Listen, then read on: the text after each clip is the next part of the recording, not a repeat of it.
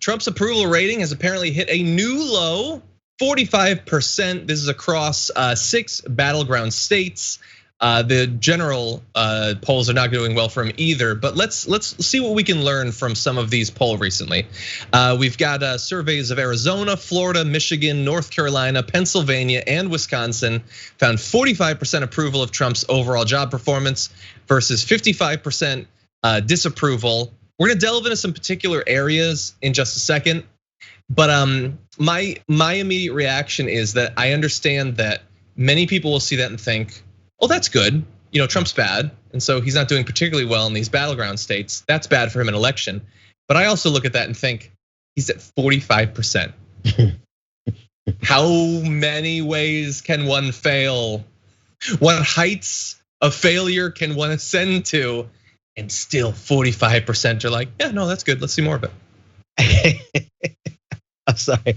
It really is the extent of hyperpartisanship in this country, right? I hate having to give these intellectual replies to absurd situations, right? Like, who the hell are these people? Like, they're effing morons, man. Like, but they are so committed to their partisanship that they will interpret everything that Donald Trump does as something that is successful.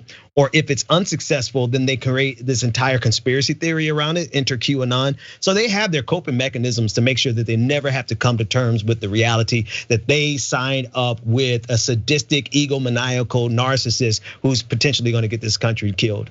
Well, yeah, country killed is enough. That's fine. Exactly. Yeah. Over under, how many Ebola deaths could Obama have presided over before those 45% were more mad at him than they are at Trump for 135,000 or so? I mean, that's a tough one, right? Because they're already looking at the H1N1, right, and saying that 12,500 were a complete failure of the Obama administration. So they really do put more emphasis. I mean, I don't know how you look at death, especially people that are related to you. Like, it's not as though the only people who are dying are liberals. Right? We got conservatives that are dying, evangelicals that are dying, and yet they're still able to politicize it to the point where they can keep their blinders on and see it as a partisan issue. So I don't think that there is a number, to be quite honest with you. Yeah, you're 100% right. Like, what are the hot spots? Florida, Texas, Arizona, yes, Georgia, California.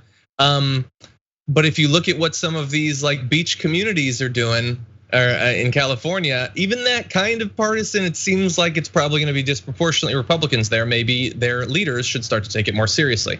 Right. But a little bit more from these polls. On the economy, 55% of respondents said former Vice President Joe Biden and the Democrats would do a better job of making healthcare more affordable, compared to 45% who favored Trump and Republicans. Survey also found 53% of battleground voters believe Biden and the Democrats would do a better job putting the middle class first. I hope. I hope. It would be difficult not to.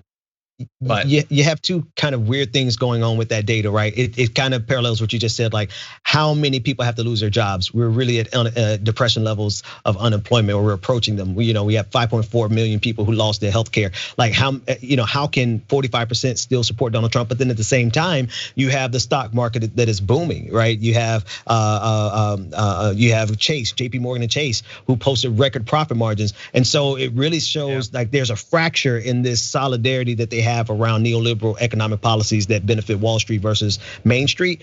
But still, that crack should be an entire chasm at this point because of how bad it is for most Americans. Yeah, and exactly what you're saying there, the crack exists, but should be a chasm. Let's focus on coronavirus in these battleground states. So a little bit of good news for people who want the citizens around them to have an attachment to reality. The survey also found a 4% increase in the number of voters who said the coronavirus pandemic is getting worse, up to 59% from 55%.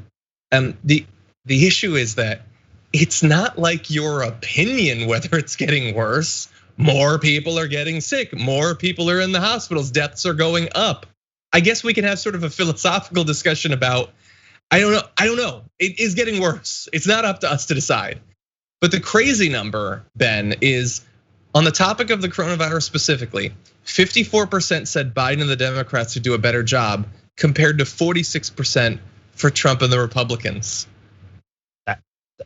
I don't want to talk about that, John, only because 135,000 Americans killed, right? There's literally no, this is when people ask me who I'm gonna vote for, I'm a leftist. I wanted Bernie Sanders, hell, I wanted somebody further left than Bernie Sanders. And then they talk about Biden versus Trump. The fact of the matter is with regard to COVID-19, there would have been no comparison.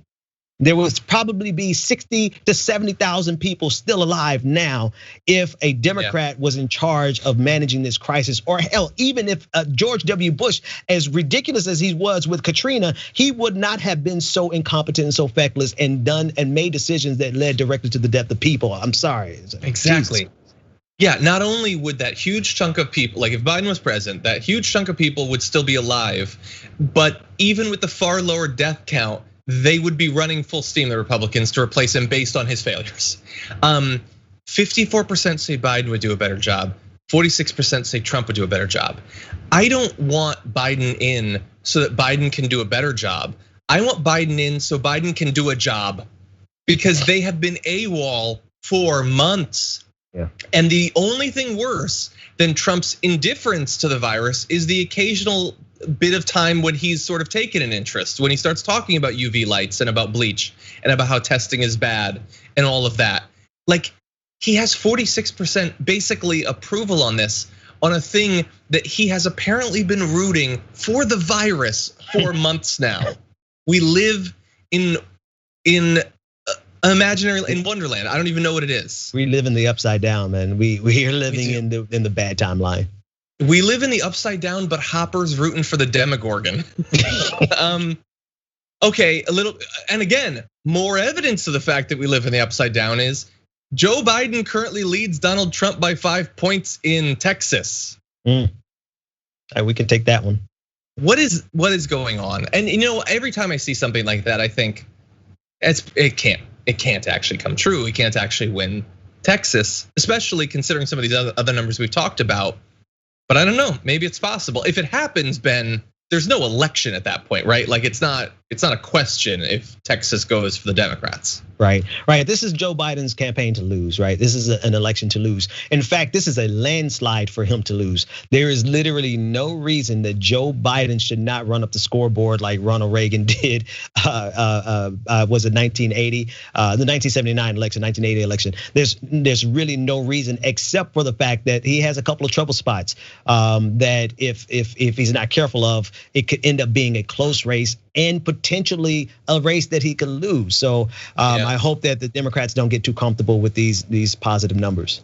Exactly. And a few of the trouble spots have been, obviously there's significant policy issues with Biden from the past. The issue is that for the Republicans, they would have to point out those things while pretending that they didn't support them at the time. Like the things that we hate about Biden were things that he was doing that was way too right wing, but they're going to attack them as if they weren't doing that. They weren't cheering on the same wars and all of that. But look, at least that's substance. You can go after him on that. What do you think about the debates? I know that Trump and his team are sort of expecting that Trump is going to destroy Biden in the debates, and that's going to significantly swing this thing. Do you think that that's likely? No, I don't think that's likely. And I hate to be this guy, but I don't know what they gave Joe Biden before he debated Bernie Sanders heads up. I hate to be that guy, but that was a totally different Joe Biden, right? That was a Joe Biden who brought his very best A game. I don't know, maybe he just got enough sleep. Maybe it was nothing. Maybe he just got, a really good city posturepedic and got a good night's rest. If he can manage to do that, then no, Donald Trump isn't going to run up the scoreboard, but I don't know if he's going to be able to do that. And can he do that for an entire 2 hours? But he does have the advantage of not doing a whole lot of traveling, so maybe he's getting plenty of rest. I hope he is. Thanks for watching the Young Turks. Really appreciate it. Another way to show support is through YouTube memberships. You'll get to interact with us more. There's live chat emojis, badges.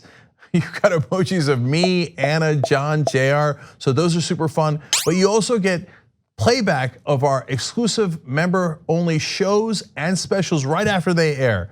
So all of that, all you gotta do is click that join button right underneath the video. Thank you.